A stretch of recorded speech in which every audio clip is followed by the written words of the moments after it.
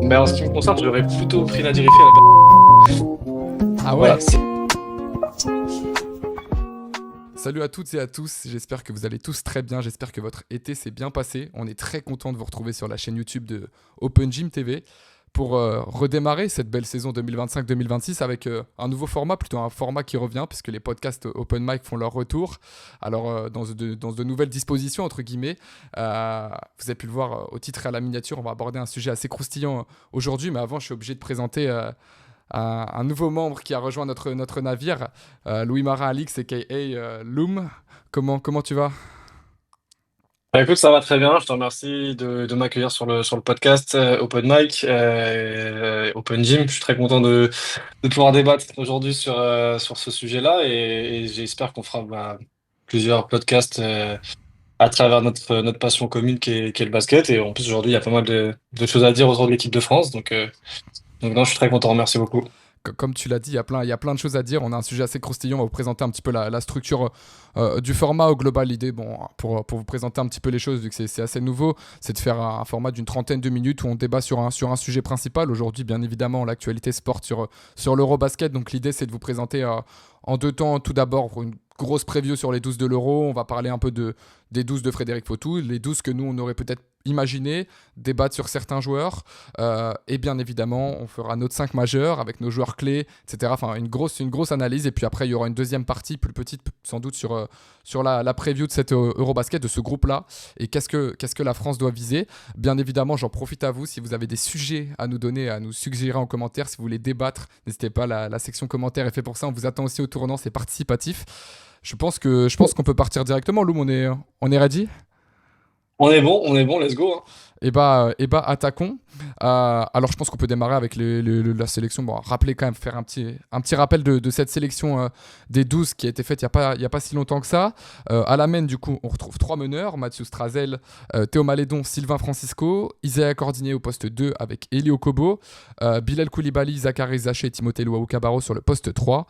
Et au poste 4, Gershon Yabouzélé, Jalen Howard. Gershon Yabouzélé qui a été capitaine. Et au poste 5, Mam JT et Alexandre Sarr. Alors, pour rappeler quand même, on va faire un petit rappel quand même de tous ceux qui ont été coupés. Au global, ont été coupés, enfin le plus tôt à être coupé, ça a été Yohan Makoundou qui avait rejoint le groupe suite au forfait de Mathias Le Sort, puis qui a quitté le groupe le plus rapidement, entre guillemets, le premier. Ensuite, on a eu la coupure de Franck Nikitina, la coupure de Moussa Diabaté et de Ousmane Dieng. Et puis, plus récemment, la coupure de Nadir Rifi, qui a fait beaucoup de débats et dont on va pas mal parler. Et Vincent Poirier, malheureusement, qui va manquer l'Euro pour blessure. Je sais pas par où on peut commencer. Je pense qu'on peut commencer par parler de Nadir Rifi. Enfin, peut-être même de toi. Qu'est-ce que tu penses de cette liste au global? Quel, quel est le premier point, entre guillemets, important qui te vient à l'œil? Déjà, je pense que ce qui est important de souligner, c'est il y a eu beaucoup de forfaits. Avant même la préparation, on a eu énormément de forfaits sur les joueurs majeurs, hein, en l'occurrence Wemby, Evan Fournier, Rudy Gobert, et j'en oublie sûrement. Voilà, il y a eu ce paramètre avec lequel Frédéric Fautou et son staff ils ont dû prendre en considération ça. Après, sur les joueurs, enfin sur le roster, bon, du coup, il y a pas forcément de débat sur les postes intérieurs, parce que du coup, ils ont gardé même JT, Alexandre Sarr au poste 5, Gershon et Jalen, où je trouve il y a rien à redire de particulier.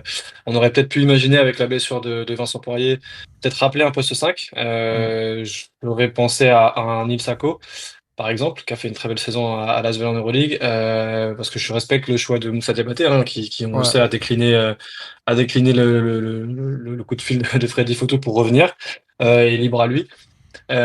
Du coup, voilà, j'aurais peut-être espéré un poste 5. Je trouve, on en reparlera, peut-être un peu dangereux de partir à l'Eurobasket avec seulement 4 intérieurs de métier. Mais après, non, pour rentrer dans le vif du sujet, je pense que ce qui est marquant, c'est quand même enfin, la marquant. Ce qui est discutable, c'est le départ de Nadir Rifi, Hmm. qui était, on va dire, le dernier choix fait par Freddy Fautou et son staff. En ce qui me concerne, moi, je l'aurais pris dans les 12. Je l'aurais pris dans les 12 pour plusieurs raisons. La première, c'est que bon, ils méritent tous, ils ont tous fait une très grosse saison. Je parle surtout pour les arrière-meneurs, parce que c'est le poste pour lequel on va parler. En fait, ce qui est, je pense, déterminant pourquoi j'aurais pris Nadir, c'est que Nadir, il a eu cette capacité durant cette saison et depuis l'année dernière, en fait, à être très très efficient sur des courts temps de jeu. Alors au global, à Paris Basket, il veut peut-être jouer une vingtaine de minutes, mais dans ces 20 minutes-là, il jouait 3-4 minutes et puis il sortait. Mm. Donc on le sait, il peut être très très efficient en un temps de jeu très restreint. Et en soi, c'est ce qu'on va lui demander, c'est ce qu'il a eu d'ailleurs sur les matchs de préparation, c'est-à-dire qu'il a eu que des courts temps de jeu. On a vu d'ailleurs le match en Espagne à Badalone où il est rentré en deuxième mi-temps et Ouais, le il n'a pas shoot joué de, dans le premier temps. le shoot de dingue qu'il met en Espagne aussi, faut noter ça. Enfin, je me Voilà, parle, mais c'est ça, mais je rebondis on est juste. même plus surpris. Ouais, complètement. Je rebondis juste sur le fait, avant de te laisser poursuivre, quand même, faut rappeler quand même que Nadir Effi est aussi le meilleur scoreur de la Battle Elite et que c'est un joueur qui sort du banc de base. Donc ça montre aussi, pour souligner, entre guillemets, cette telle efficience. Mais je t'ai coupé, je te laisse reprendre. Mais voilà, et en fait, donc moi je pense que Nadir Hirfi, il avait cette carte à jouer d'être en fait un électron libre, qu'en fait le rôle qu'on allait lui donner en équipe de France, c'était peut-être le seul, parce que souvent on sait que quand on arrive en équipe de France, les joueurs ont un rôle totalement différent de ce qui peut leur être dédié en club. Et pour le coup, Nadir Hirfi serait peut-être celui qui est le plus proche de son rôle qu'il a avec le Paris Basket. Et du coup, on l'a vu sur les matchs de préparation où il est capable de rentrer en 5-6 minutes, d'apporter tout de suite en fait. Sans avoir la nécessité d'avoir beaucoup de ballon en main, parce qu'en fait, dès qu'il a le ballon en main, en 3-4 secondes, il prend des décisions rapides. Euh, Discutable ou non, même si je trouve que sur les matchs de préparation, il a été plutôt juste. Alors, il a pris les tirs qui sont à chaque fois un peu olé olé, mais en fait, c'est ses tirs. Et il met dedans. Donc voilà. Après, à la place de qui? Ça, c'est plutôt Ouais. le débat avec. Enfin voilà, à la place de qui je l'aurais pris dans les 12. Mais en ce qui me concerne, j'aurais plutôt pris Nadir Hirfi à la place d'Elio Kobo. Ah Voilà, ouais. c'est alors. Ouais, alors Ah, je suis fan d'Elio Kobo. Je trouve que c'est un joueur qui a prouvé depuis des années qu'en Euroleague, voilà, c'est un top player. Mais en fait, dans la construction d'équipe et dans le côté un petit peu euh, électron libre. En fait, je pense qu'Elio Kobo, pour l'avoir dans l'équipe de France et pour l'avoir au meilleur de sa forme, il faut qu'il soit presque, j'allais dire presque le patron de l'équipe. Enfin, qu'il ait mm. déjà au moins 20-25 minutes de temps de jeu Ah, il joue ballon en main, et quoi. qu'il ait beaucoup le ballon en main. Voilà. Alors, au début de la préparation, justement, j'étais pour moi sûr et certain voilà, qu'il fallait garder Nadir à la place d'Elio Kobo. C'est vrai que sur la fin des matchs de prépa, notamment au match retour contre l'Espagne, où on a vu de manière très intelligente que voilà, le staff a mis Elio Kobo aux côtés de Mathieu Strazel dans le 5 et pendant une bonne partie du match, ils étaient ensemble, comme ce qui se passe à Monaco. Et du coup, voilà, on a vu du coup pourquoi ils avaient gardé Kobo, parce qu'il avait ce rôle-là. Mais c'est vrai qu'au départ, moi j'aurais enlevé Elio Kobo et j'aurais gardé Nadir Hirfi pour justement avoir ce côté où, en fait, Elio Kobo, si demain, dans un match de l'équipe de France, il va jouer moins de 10 minutes ou moins de 15 minutes, on n'aura pas le même rendement que peut avoir Nadir Hirfi. Et en fait, Elio Kobo, qui est un très très bon joueur, très gros créateur, déjà, je trouve il a pas forcément été à son meilleur niveau pendant les matchs de préparation, même si on sait que c'est que la prépa et que voilà. D'ailleurs, il a un temps de jeu qui est varié, des fois il était pas dans le 5, des fois il est dans le 5. Et en fait, je trouve que Nadir, il a ce côté où, peu importe ce qu'on va lui donner, bon, globalement, il aurait pas été dans le 5 majeur, mais on lui aurait donné 15, 20 ou 5 minutes, il aurait pu avoir ce déclic, changer un peu le cours du match. Même si c'est vrai, sur la scène européenne, sur la scène internationale, il aurait eu moins d'expérience que ce qu'a Kobo aujourd'hui. Mais voilà, le choix que j'aurais fait, c'est que j'aurais peut-être enlevé Elio Kobo. Au départ, je réfléchissais aussi par rapport à Sylvain Francisco. Mais voilà, Sylvain, par contre, sur les matchs de préparation, il a été excellent. On a vu qu'à chaque fois qu'il est rentré, il a amené quelque chose de différent de Mathieu, de différent de Théo Malédon. Un premier pas inarrêtable, beaucoup de création pour ses coéquipiers. C'est souvent ce qu'on lui reprochait, d'être un petit peu soit soliste, soit un petit peu pas très organisé dans son jeu. Et là, il a été voilà, parfait. Donc voilà, c'est mon choix. Ok, bah très très intéressant. En tout cas, avis très riche. Juste pour remettre du contexte, j'ai la petite déclat de Fred Fautou sous les yeux, donc je vais la lire, mais en gros, Fred Fautou a justifié l'absence de Nadir Hirfi par on a fait le choix de la complémentarité. Entre les 3 ou 4 extérieurs en concurrence, il nous fallait quelque chose de différent. Je pense que les 4 conservés, donc Eli Okobo, Théo Malédon, Sylvain Francisco et Mathieu Strazel, auront plus de complémentarité que si nous avions, que si nous avions fait, pardonnez-moi, avec Nadir. Euh, Moi, je t'avoue que mon avis. Alors, moi, j'aurais aussi gardé Nadir Effi dans mes 12 pour les mêmes raisons, dans l'efficacité, sur un court temps de jeu. Tu sentais quand même que cette équipe de France avait besoin sur ces matchs de prépa à se trouver aussi offensivement. Défensivement, il y a de très bonnes choses en place globalement. Mais offensivement, par moment, tu as besoin d'un petit exploit individuel. On a vu Sylvain rentrer lors du deuxième match face à l'Espagne. Et on a besoin d'un joueur créateur. euh, Comme ça, sur des courts temps de jeu. Et je pense notamment face quand on va affronter, si les Bleus vont loin, il va y avoir des grosses nations quand même à jouer. Et ce Nadir Haifi peut être cette dynamite-là. Alors, c'est vrai que c'est un choix surprenant. Par contre, au contraire de toi, je comprends parfaitement ton point sur Elio Kobo, sur le fait que c'est un, c'est un joueur extrêmement, enfin, qui a besoin de jouer avec le ballon, qui a besoin d'être un joueur majeur, etc. Et je pense qu'on en parlera peut-être après dans nos rubriques de 5 majeurs pour voir aussi comment nous on l'ajuste, entre guillemets. Mais pour moi, je l'aurais mis à la place de TLC, que j'ai trouvé, entre guillemets, moins impactant sur la prépa et que sur un court temps de jeu. euh, j'ai du mal à le voir impacter un court temps, sur une séquence de 5 à 10 minutes, entre guillemets, un match, en tout cas plus que Nadir Haifi. Ce qui fait par contre que je connais, enfin ça porte quand même défaut parce que ça fait un bac court complètement rempli avec 6 joueurs. Mais dans ce cas-là, je vois plus un Isaiah Cordinier se décaler vers le poste 3. Et pourquoi pas, au vu du secteur intérieur qu'on va aborder, je pense, juste après, pourquoi pas aussi voir un Zach Rizachi aller tenter le poste 4, même si c'est pas du tout son poste de formation, etc. C'est pour ça que moi, je l'aurais. Enfin, je pense que Elio Kobo reste quand même assez primordial dans un roster, surtout que là, c'est une équipe dans laquelle, entre guillemets, on connaît ses mésaventures en équipe de France. On sait que Frédéric Fautou a vraiment confiance en Elio Kobo et va lui donner des responsabilités. Après, encore une fois, ça pose, entre guillemets, il y a une petite question qui se posera forcément dans nos rosters, mais sur la hiérarchie de cette équipe, quelle hiérarchie on donne au bas court, quelle hiérarchie, qui va être le leader numéro 1, qui va être, entre guillemets, le porteur de balle, qui va sortir du banc en premier, parce que c'est vrai qu'il y a beaucoup de joueurs qui jouent balle en main. Je pense à Théo Malédon, à Sylvain Francisco, Elio Kobo. Mathieu est un peu moins créateur, si on l'appelle comme ça à proprement parler, mais il joue quand même aussi avec le ballon, et entre guillemets à qui on donne le ballon aussi réellement sur la plupart du match, à qui on met les responsabilités. Ça va être intéressant de voir. Je sais pas si tu avais un avis un petit peu sur ça, sur un joueur pour toi qui allait Et prendre. en fait, ce que je trouve marquant aussi par ce choix de garder Elio Kobo, c'est que on a vu d'ailleurs notamment sur les JO que on pouvait vraiment faire confiance à Isaiah Cordinier Ouais. sur le poste 2-3 et surtout en créateur, en slasher, dans le jeu de transition. On l'a vu contre le Canada. C'est bon, voilà, c'est Isaiah Cordinier. Il a été incroyable.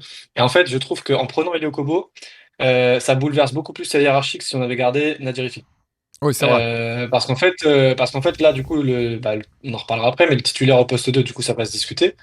Ça va peut-être réduire un peu le rôle d'Isaiah. Parce qu'en fait, comme je l'expliquais, je pense que si Freddy Fautou a pris Okobo, c'est qu'il va beaucoup le responsabiliser.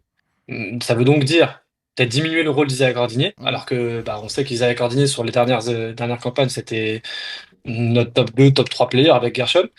Donc, c'est ça qui m'a un peu fait tilt quand j'ai vu l'éviction de Nadir Haifi, c'est que je me suis dit qu'en prenant Nadir, on prenait pas tant de risques que ça, parce que Nadir, on peut ne pas le faire jouer Ouais, pendant un complètement. ou deux matchs et qu'il vienne au troisième match et tout exploser en 10 minutes. Là où en fait Elio Kobo, on est persuadé qu'il va beaucoup jouer et je pense que c'est la meilleure manière de l'utiliser d'ailleurs, c'est que maintenant qu'il l'a pris, il est obligé Ouais. en fait, il peut pas revenir en arrière, c'est-à-dire qu'il peut pas maintenant mettre Kobo dans le rôle que pourrait avoir Nadir Haifi, il peut pas le prendre pour le faire jouer 5-10 minutes. Mais de ça en découle du coup un rôle diminué d'Isaiah Cordinier. Et même si tu vois, tu veux le mettre en 3, le problème c'est qu'on a des postes 3 qui ont plutôt été très très bons sur la phase de préparation. Bilal qui est à chaque fois rentré dans le 5 majeur avec une intensité défensive très forte. Il a fait des coast-to-coast très intéressants aussi. Et d'ailleurs, c'est ce que Freddy Fautou lui demande, hein, de qu'il y a un rebond défensif qui pousse la balle. On a vu aussi Zachary Zaché sur certaines séquences très fortes, dans les sorties d'écran. Alors, je suis d'accord avec toi, il y a moyen que Zachary Zaché soit décalé à certains moments sur le poste Mm. 4. Je pense aussi que s'il a gardé TLC, c'est aussi pour ça.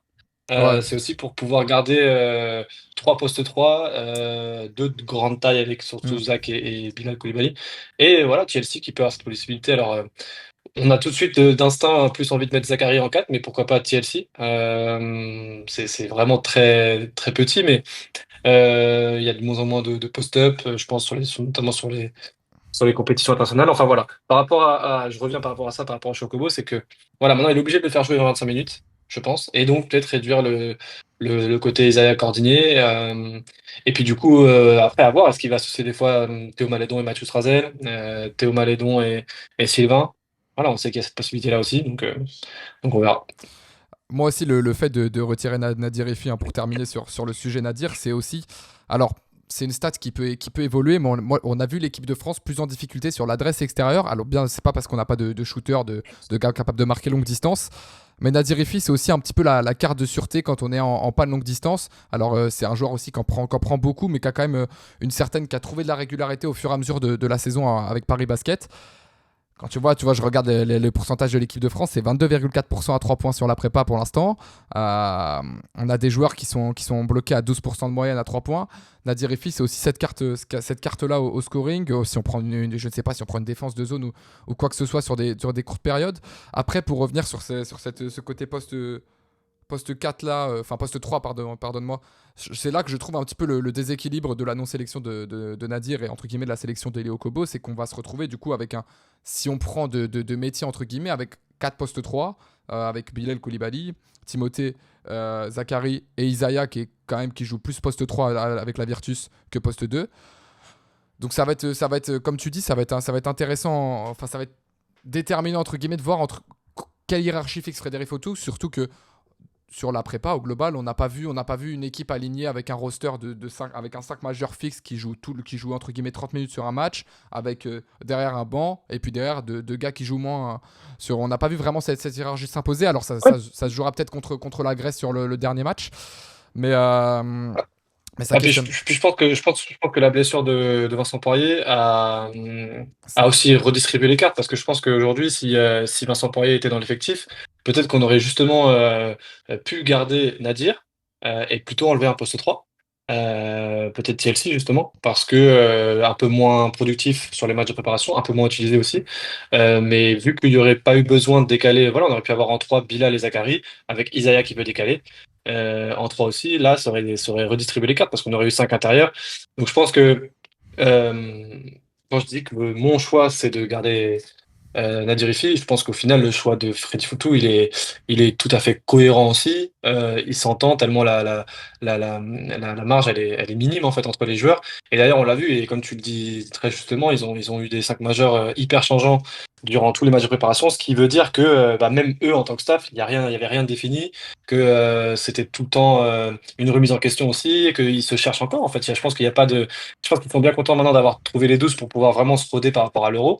D'ailleurs, voilà, je pense que là, pendant les matchs de prépa qui vont passer, ils étaient beaucoup plus dans l'idée de trouver les 12 pour aller à l'Euro que de se préparer pour Ouais, l'Euro. complètement. Donc on l'a vu hein, avec beaucoup de 5 tu vois, il y a eu des Nadir qui rentrent que en deuxième mi-temps. C'est quelque chose qui, je pense, arrivera très peu au cours de l'Euro. Donc voilà, après, ce qui est intéressant dans ce 12 c'est que on a eu des compétitions par le passé, à l'époque de Terry Tarpey, quand Peter Connelly aussi a fait les Jeux de Tokyo, où en fait on avait des 12e, 11e hommes qui jouaient pas beaucoup ou très peu. Là, je pense que tout le monde aura des minutes, tout le monde aura des responsabilités pendant l'Euro. Et ça, c'est intéressant de voir que Freddy Fautou et son staff peuvent compter sur 12 joueurs. Ça fait une vraie profondeur, en effet, comme tu le dis. La stat à noter hein, pour montrer tout ça, c'est simplement qu'il y a 8 joueurs. Sur la préparation, il y a 8 joueurs qui sont entre 6,8 points et 8,7 points de moyenne. 8,7 points de moyenne étant Zachary Zaché, qui est le meilleur marqueur de la prépa pour l'instant, en ayant joué un match. Donc ça montre aussi, en effet, qu'il y a une équipe qui se cherche et que ça va être très intéressant dans la profondeur. Le deuxième sujet, peut-être un peu moins impactant parce que c'est pas vraiment un choix de Frédéric Fautou, on a mentionné rapidement, c'est ce choix de 4 intérieurs, de partir donc avec Vincent Poirier qui est blessé et du coup d'avoir entre guillemets en vrai poste 5 de formation Mam JT. Derrière on a Alexandre Sarr qui joue sur le poste 5 à l'année au Wizard mais qui est aussi capable de jouer qu'on a vu sur du poste 4 et tout et qu'on aurait pu voir un peu jouer les deux postes justement s'il y avait eu Vincent Poirier et qu'on voit et Gershon Yabouzélé du coup poste 4 et Jalen Howard qui a fait une super prépa. Jalen Howard qui a aussi été testé au poste 5. J'aimerais savoir comment tu vois ce départ avec 4 intérieurs. Comment tu vois aussi un petit peu le truc se fixer. Est-ce qu'on se dit au pire si on a des postes 5 qui prennent des fautes, on tente Jalen Howard en poste 5 Enfin, comment ça se...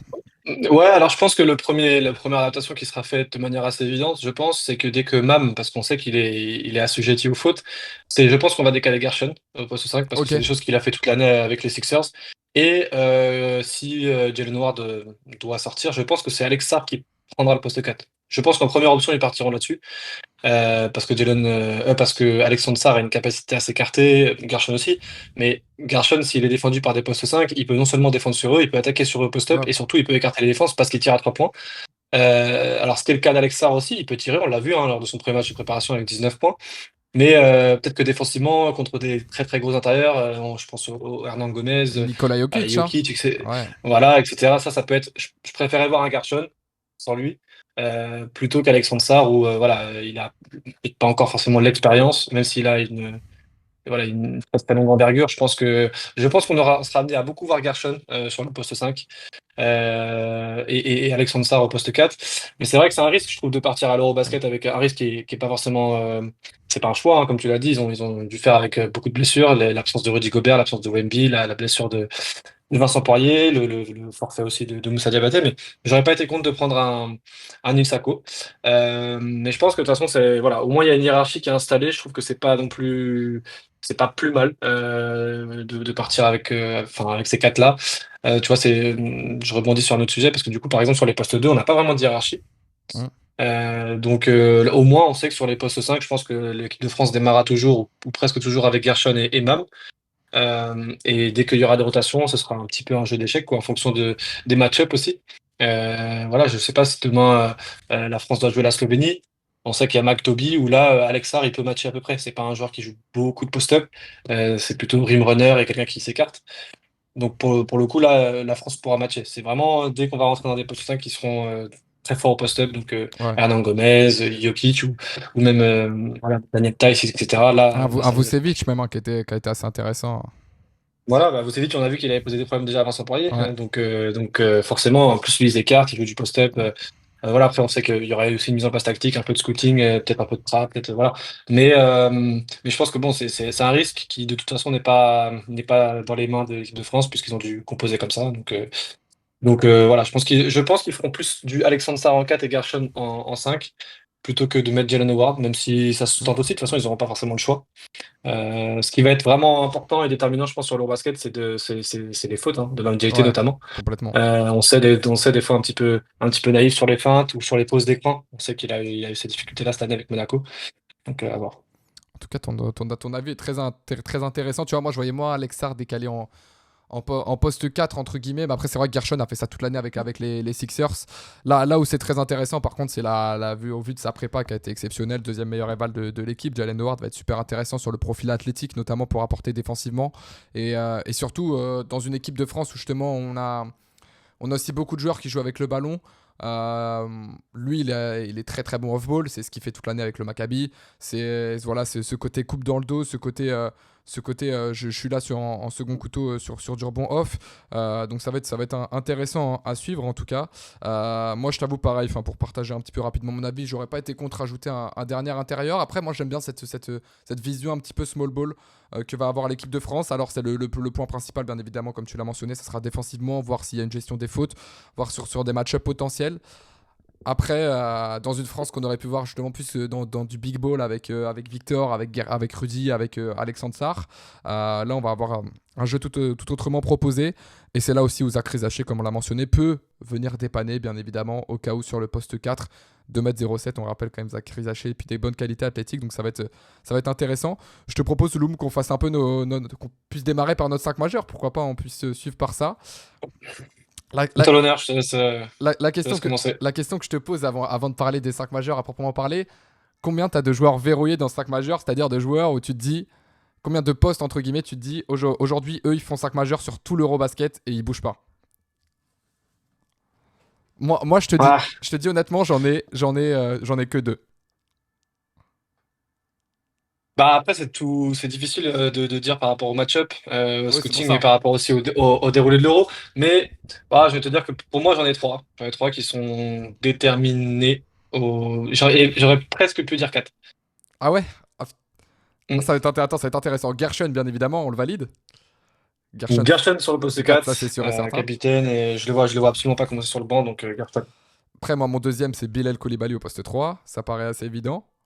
Enfin, pour toi. Ok, moi en fait en deuxième, donc quand tu as dit Gershon, en un j'aurais dit, alors enfin, du moins en deuxième position de gars qui est sûr de commencer de starter, pour moi c'est Mathieu.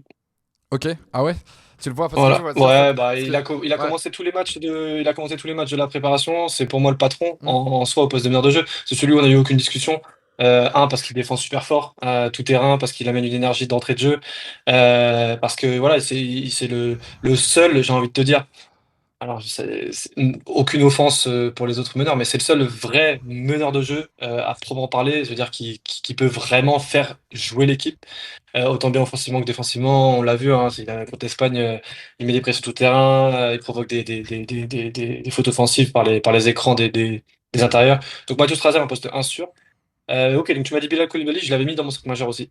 Ouais, Poste 3. Mathieu, je l'ai aussi mis dans mon sac majeur, hein, mais je l'ai pas mis en verrou dans le sens où c'est aussi variable en fonction de la compétition. Tu vois, là où l'année dernière, il a démarré starter au JO sur le premier match contre le Brésil. Après, il est sorti par Vincent Poirier du sac majeur et il rentre qu'au second carton contre le Japon, puis il fait un match exceptionnel derrière. Mais je pense que ça va être très dépendant de la paire. Je pense que la paire Strazel-Okobo va être très dépendante l'une de l'autre. Après, comme tu l'as dit, c'est pour ça que pour moi, enfin, je spoil un petit peu, mais pour moi, j'ai laissé quand même Strazel et Okobo sur le back court aussi. Mais pour moi, c'est pas interchangeable. C'est-à-dire qu'aujourd'hui, dans un mismatch où on a besoin d'apporter de la défense, on peut très bien aller chercher Théo Malédon et très bien aller chercher Isaac Cordigné sur le poste 1, sur le back court, entre guillemets. Après, c'est vrai que Bah alors déjà, sur le. Non, parce que enfin, selon moi, hein, sur le poste 1, si tu veux de la défense, il faut mettre Mathieu. Je pense qu'il est aujourd'hui plus à même d'être un poison défensif plus que Théo Maledon. tu, tu, Et tu joues contre une équipe comme la Serbie, tu vois un Mathieu Strazel. Enfin, bon, moi, je te dis honnêtement, après, moi, je vois plus un meneur de grande taille face à une équipe comme la Serbie. Après, ça dépend des mismatchs. Encore une fois, Mathieu sera mon sac majeur pour 95%, dans le ouais, sac majeur pour 95% des matchs de l'Euro. Mais, en fait, ça a mais été je, un sujet pas mal ces dernières années parce que quand il y avait Franck Ntilikina, quand il y avait Andrew Albissi, bon, qui était beaucoup plus petit, mais il y avait souvent ce sujet-là de dire bah, on prend Franck Ntilikina pour avoir ce côté grand meneur qui peut défendre. Moi, aujourd'hui, j'ai jamais vu, enfin, ça fait très longtemps que j'ai pas vu un meneur de jeu dans une compétition internationale dominée par son post-up ou par non, c'est le vrai. fait qu'il soit grand et costaud. Donc on sait très bien que demain, s'il joue la Slovénie et que Luka il mène la balle, ce sera jamais Mathieu Non, non, Stadel qui sera dessus. Donc en fait, je suis pas très inquiet pour le fait que Mathieu soit petit. Mathieu, il peut mettre des pressions tout terrain ouais, justement. S'il y a des grands meneurs, très va dribbler devant agressif. Mathieu Strazel tout terrain. C'est bon courage. On a vu le meneur espagnol, il s'en souvient. Je veux dire, c'est très très compliqué. Donc mais du coup, on se rejoint et pour te donner mon 5 majeur, parce que tu l'as quasiment donné là, et bah, c'était ça. Moi, c'était Mathieu Strazel en 1, Elio Kobo en 2, Bilal en 3, Gershon en 4 et Mam en 5. Je- je- Et pour moi, les postes qui peuvent s'interchanger, qui peuvent du moins un petit peu bouger selon moi, ce sera justement peut-être Elio Kobo et peut-être Bilal, qui ouais. sera remplacé des fois par Zachary Rizaché. Ah, Mais pour moi, moi, les trois sûrs, c'est Gersh, Mam et Mathieu. tu vois, moi, Bilal, je l'ai vu comme un verrou direct dans le sens où il a été sérieux tout. Enfin, même si je dis pas que Zach a pas été sérieux toute la prépa, mais Bilal, il a été. Enfin, j'ai trouvé la concentration, l'utilité, et puis défensivement, on l'a vu monter face au Monténégro sur du poste 1. Je pense qu'il va être chargé de Luka Doncic face à la Slovénie dans la poule. Et pour moi, tu vois, je le vois comme une évidence, entre guillemets, avec un Zach Rizaché qui peut arriver justement, lui, sur un second couteau, apporter aussi peut-être un peu plus de shooting entre guillemets que Bilal, mais Bilal pour moi c'est le match parfait avec Gershon entre guillemets dans la polyvalence. Et pareil, moi j'ai mis entre guillemets Mam j'ai mis dans mon star, enfin on a le même sac majeur, mais j'ai mis Mam entre parenthèses dans le sens où pareil encore une fois quand on va avoir des gros intérieurs sur du post-up, je vois plus comme tu l'as dit un Gershon passer poste 5 ou un Jalen Howard ou Alexandre Sarr sur un mismatch plus défensif et laisser plus Mam sortir du banc. On sait qu'il a été très bon en sortie de banc aussi pour le coup. Mhm. Enfin, sur le Je pense poste que c'est un peu plus risqué de commencer avec Gershon en 5 parce que s'il est amené à faire des fautes, je pense que l'équipe préfère que Mam prenne une ou deux fautes et que tu dois oui, ça doit décaler du coup s'interchanger Gershon au en plus. 5. Non, mais c'est vrai. Non, t'as raison, t'as En raison, hein. revanche, voilà, je trouve que l'effet marquant, c'est surtout le fait de mettre Ellie, parce que justement, il y a cette association avec Mathieu qui est évidente. Mm. Ils jouent ensemble à Monaco. Ça amène aussi un autre créateur à Mathieu. Je trouve ça super important parce que du coup, quand tu auras le 5 majeur, on aura Mathieu qui sera un peu l'ordinateur, voilà, le mec qui contrôle le tempo. Ellie qui sera amené à beaucoup créer. Gershon aussi aura de la création et après on aura les role players avec Bilal qui voilà sera dans le 3&D donc catch and shoot qui sera dans les couples, dans les short rolls, coupe backdoor, etc., dans le jeu de transition. Mam qui prendra aussi beaucoup voilà, des rebonds offensifs, les finitions près du cercle. Donc je pense que le 5 il est équilibré comme ça. Et en fait, avec derrière un 5 du banc, avec par exemple Isaiah qui peut arriver et amener une folie voilà, qu'il a amené durant la dernière fenêtre. Donc je pense que le 5 est équilibré comme ça. Ouais, puis Fred Photo parlait de complémentarité dans le choix de la sélection, et le choix le plus complémentaire, c'est forcément Mathieu Strazel et Léo Kobo. Ils jouent parfaitement ensemble, et tu l'as mentionné, ils ont fait encore une fois des ravages sur la finale face à Paris, sur les deux matchs à Monaco, je parle bien, parce qu'après ils ont été très bien contenus par la défense parisienne. Mais on sait que ce duo-là, quand il est lancé, est très fort. Après, n'empêche que Elio Kobo, pareil, je le mets, si tu vois, s'il est il est à 13% au tir sur le début de compète, qui met pas un shoot, qui n'arrive pas forcément, qui sort du 5. C'est pour ça que je les mets pas en verrou aujourd'hui, Léo Kobo, parce que on a encore une fois, on a encore des joueurs capables de venir jouer sur le poste 2. Et un Isaiah, pour moi, aujourd'hui, il peut clairement prendre. Il a aussi cette possibilité d'aller chercher le poste 2 titulaire, en tout cas. Je suis bien d'accord. Voilà, et bah écoutez, on est parfaitement d'accord sur notre 5 majeur. Au moins, déjà, c'est qu'on, entre guillemets, c'est aussi la cohérence apportée par Frédéric Fautou dans ses choix. Je pense qu'on peut attaquer sur la dernière partie tranquillement, parler un petit peu de cette poule, de parler un petit peu faire une preview. L'idée globale, c'est quand même de présenter aux gens qui n'auraient pas suivi, qui n'ont pas, entre guillemets, qui n'ont pas le format. Faut savoir donc que l'Eurobasket est composé de 4 poules. Globalement, on a un groupe A qui est plutôt assez costaud avec le Portugal, l'Estonie, la Lettonie, la Turquie, la Serbie et la République tchèque. Le groupe B, très conséquent aussi avec l'Allemagne, la Finlande, la Grande-Bretagne, la Lituanie, la Suède et le Monténégro. Et un groupe C qui est entre guillemets la poule de la mort avec Chypre, l'Italie, la Géorgie, l'Espagne, la Grèce et la Bosnie-Herzégovine. Et le groupe D qui est sans doute dans lequel la France est, qui est sans doute aujourd'hui, si on se fie aux résultats de prépa, on vous annonce tout ça juste après, mais qui est sans doute le groupe le plus faible, avec l'Islande, la Slovénie, la Pologne, la Belgique et l'Israël. Pour vous donner contexte, les 4 premiers de chaque groupe sont qualifiés directement en huitième, ce qui veut dire que ça serait une catastrophe entre guillemets que la France ne soit pas en huitième, sachant qu'il n'y en a que 2 d'éliminés par poule. Et du coup, dans le cadre en huitième de finale où la France termine première de son groupe, elle croise avec le quatrième de la poule C. Et dans le cadre où elle termine deuxième, elle croiserait avec le troisième de la poule C, qui peut se retrouver être soit l'Italie, soit l'Espagne, soit la Grèce, donc un gros dès les huitièmes. Auquel cas, la France terminerait première, gagnerait son huitième de finale et passerait en quart de finale. Ça serait un petit peu tranquille puisqu'elle croiserait avec le deuxième du groupe B, si je dis pas de bêtises. Donc ça peut être la Lituanie.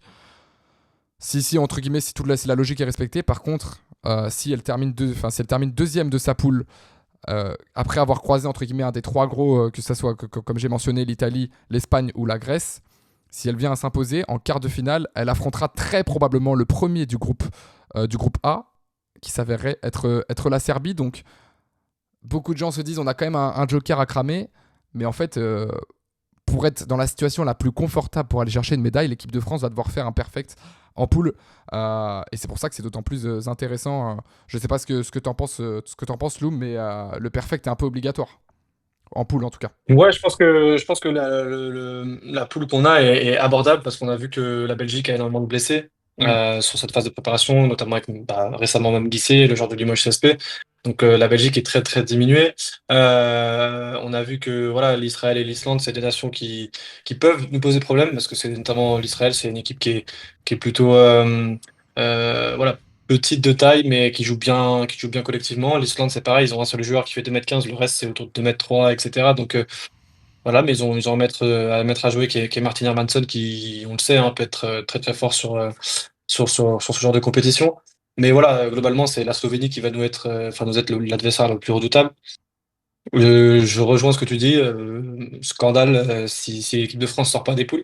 Et je dirais même scandale si l'équipe de France n'est pas dans le top 2. Moi, je te dirais même, je vais aller plus loin que ça. Je vais te dire, au vu de la préparation de la Slovénie, scandale si l'équipe de France ne fait pas 5-0. Pourquoi? Alors ça, pour exprimer un petit peu mon avis. Alors nous, au moment où on tourne ce podcast entre guillemets, il y avait il y a un match de prépa qui vient de se terminer entre la Serbie et la Slovénie. La Slovénie a été menée de 40 points à la fin du troisième quart-temps, a perdu de 30 points contre la Serbie. Ils ont perdu de 16 points contre l'Allemagne. Ils ont perdu de 20 points contre la Lettonie en prépa.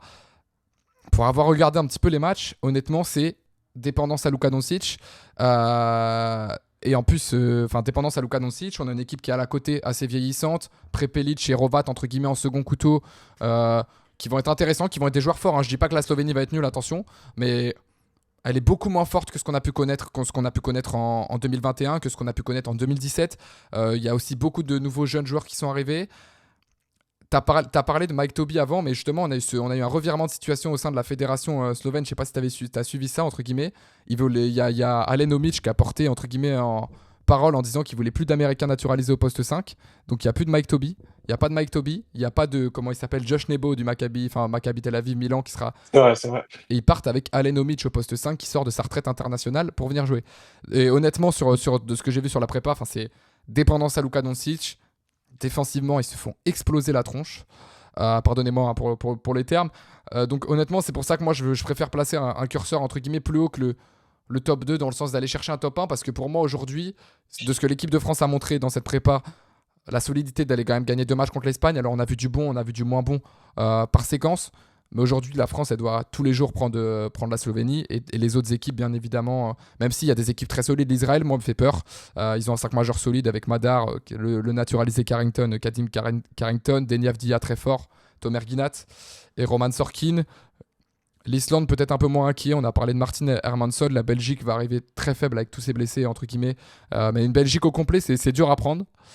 Et la dernière nation, c'est la Pologne qui a été solide, qui a fait un très bon Euro 2022 en terminant en faisant demi-finaliste et justement on les avait battus de 30 points, je crois si je dis pas de bêtises. Ils avaient fait un super Euro avec la Pologne de notre très bon Jordan Lloyd, bien évidemment polonais de naissance. Et, Bien sûr. et, euh, et de Mateusz Ponitka, Dominik Olejniczak et Alexander Balcerowski qui ont posé un peu de problème à l'intérieur. Mais voilà, c'est pour ça que pour moi, en tout cas, Loom, aujourd'hui, pour moi, c'est si on fait pas 5-0, on veut pas de médaille. C'est pour moi. Alors, ouais, je peux entendre et je rejoins totalement ton avis. Et du coup, ça me vient une question qui va peut-être un peu aussi clore cette émission. Euh, pour toi, quelle est la condition de cet euro pour qu'on puisse dire que la France a fait un euro réussi? En termes de résultats, selon toi, à partir de quel stade on peut dire, OK, là, c'est un euro réussi, avec tous les éléments qu'on connaît, donc les forfaits de nos joueurs français, le premier euro, la première compétition officielle de Frédéric Fautou, voilà, et donc sans Wemby, sans Gobert, sans Evan Fournier. Pour toi, à partir de quel stade de la compétition, tu peux dire, bon, bah, c'est un euro réussi? Bah, techniquement, en tout cas, en vrai, c'est une très bonne question, très, très bonne question à se poser en prenant en compte tous les éléments du jeune groupe, etc. Aussi de joueurs qui ont devoir prendre le leadership en compétition nationale et qui l'ont peut-être beaucoup moins fait, qui l'ont fait en club, mais qui l'ont pas fait avec la sélection. Pour moi, aujourd'hui, l'euro réussi, c'est de se concentrer d'abord sur faire 5-0 en poule. Et ensuite, si tu fais 5-0 en poule, tu t'ouvres techniquement le tableau pour aller en demi au moins. Et pour moi, un euro réussi aujourd'hui, alors bien évidemment, on veut tous rêver de l'or, etc. L'équipe de France est vice-championne olympique, etc. Pour moi, un euro réussi, c'est une demi-finale et une médaille de bronze au minimum. Pour moi, c'est ça, parce qu'aujourd'hui, la médaille d'or, quand même pour terminer cet argumentaire, elle va être très très convoitée. Il y a beaucoup de nations très fortes. La Serbie est vraiment exceptionnel dans le basket qu'elle joue collectivement. Nikola Jokic, même s'il a joué avec des chevaux tout l'été, il va être quand même super fort, on le sait déjà.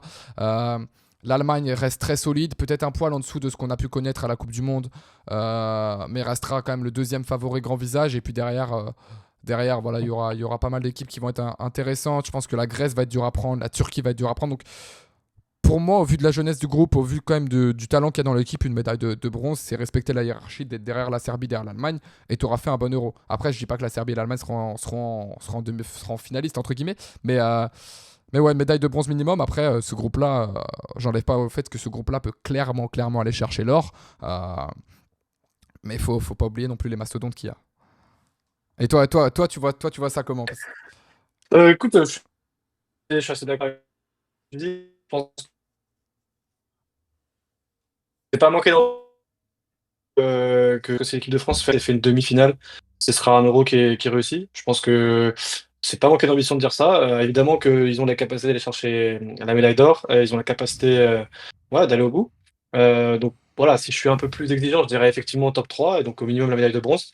Mais disons que si déjà ils vont jusqu'en demi-finale, en ce qui me concerne, je me dis que c'est un euro qui est réussi.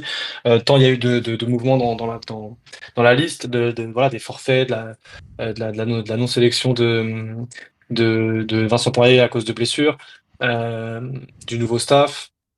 Voilà, je pense que puis il y a une hiérarchie qui a été redistribuée, contrairement aux JO où là, on avait une hiérarchie qui était claire, même si elle a été un peu bousculée avec Isaiah Cordini qui a fait un excellent parcours. Voilà, je pense que top 4, c'est le minimum pour dire que l'Euro est réussi. Et bien sûr, on est toujours compétiteur, donc s'ils finissent top 1, on sera, je pense qu'on sera un peu surpris parce qu'on, voilà, comme tu dis, la Serbie, ça joue super bien. Il y a la Grèce qui est très forte aussi, l'Allemagne. Donc voilà, je dirais que au top 4, top 3, c'est un euro réussi.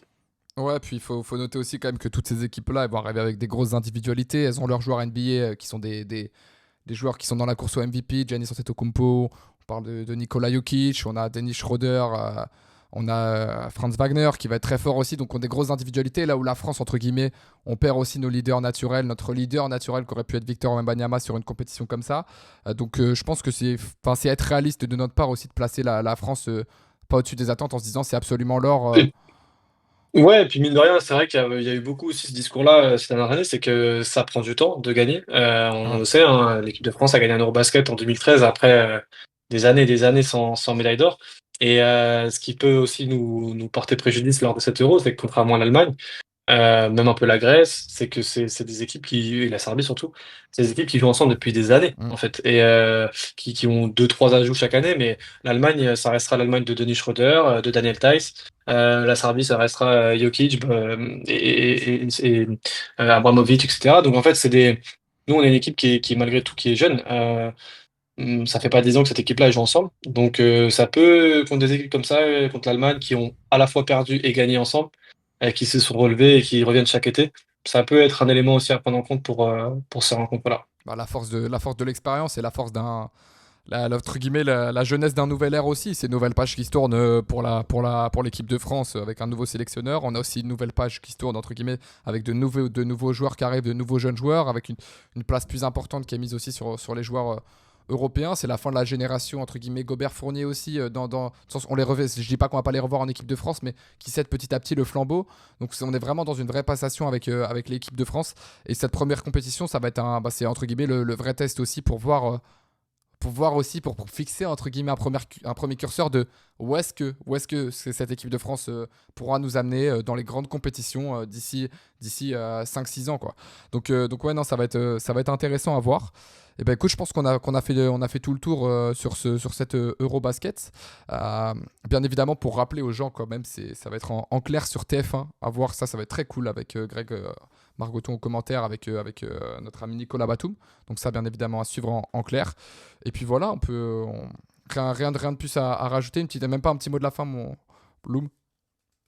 Eh ben écoute, non, très content de pouvoir suivre cet Eurobasket en clair. C'est vrai que ça faisait des années que on pouvait se plaindre un petit peu des compétitions qui n'étaient pas diffusées. Là, il y a eu les matchs de préparation sur l'équipe 21 avec Paul Lacombe et Erwan à Botré. Là, on a les matchs sur TF1. Il y a même beIN Sport qui diffuse l'intégralité Ouais. aussi de la compétition. Donc, non, je suis très content. Vraiment hâte de voir jusqu'où cette équipe de France sous une nouvelle ère.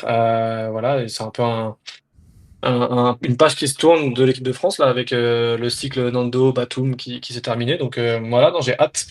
Et puis bah, j'espère que cette première émission de la nouvelle saison, on va dire sur Open Gym, vous a plu. J'espère que vous continuerez de nous suivre. On sera évidemment amené à réagir autour de l'Eurobasket, soit pendant la compétition, soit après. Et puis voilà, je suis très content. Exactement, bah, je vais en profiter pour faire la petite pub. Allez nous suivre sur tous les réseaux, vous avez tout en description. N'hésitez pas à poser des petits likes pour nous soutenir, à commenter, venir débattre en commentaire. On vous répondra bien évidemment, à proposer des sujets comme d'habitude. Et puis voilà, maintenant vous le connaissez, ce sera votre petit rendez-vous. On a plein de sujets à aborder. Donc voilà, ça va être très cool de pouvoir lancer ça, très content. On espère que le format vous plaît. Même aussi si vous avez des retours à nous faire, bien évidemment, pour améliorer les formats de l'émission, on est preneur aussi. Donc voilà, on espère en tout cas que vous avez pris du plaisir. Je pense que pour clôturer, on peut vous dire de profiter bien de ces débuts d'Eurobasket et puis que nous, on se retrouve déjà parce qu'il y a pas mal de contenus qui vont arriver. Pour ceux qui sont restés jusqu'au bout, vous allez avoir quelques petites exclus, mais on a quelques petits documentaires qui arrivent, notamment avec Nathan qui est nouveau sur la chaîne, qui nous a préparé un petit truc très sympa qui arrive très prochainement. Il y a aussi un gros documentaire sur le Paris Basketball qui va arriver. Donc il y a plein de trucs super cool. Voilà, vous êtes tenus au courant, donc bien évidemment, restez branchés. Merci à tous de nous avoir suivis, puis on vous dit à la prochaine pour le deuxième épisode de Open Mic. Ciao.